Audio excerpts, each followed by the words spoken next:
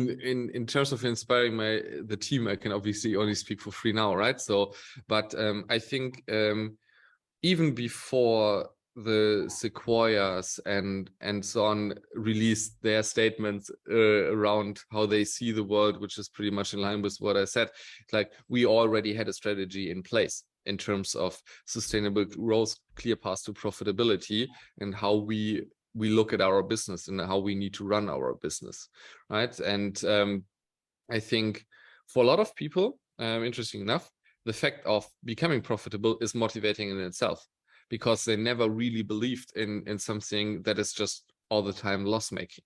So I think that is the first point. Second point is, it also, I mean, if there's a solid plan to get into that, if you think about it, it gives you also kind of a certain security. If your company is profitable, right, you are self-sustaining.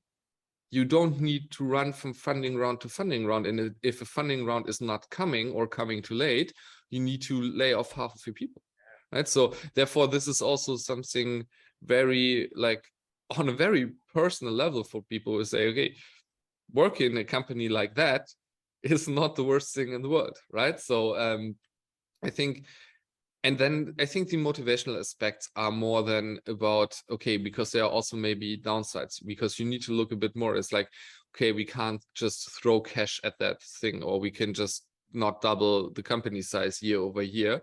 And therefore you need to make trade-offs. But I think this also helps you to a certain extent, because you really need to think about what drives the most value. Let's focus on that.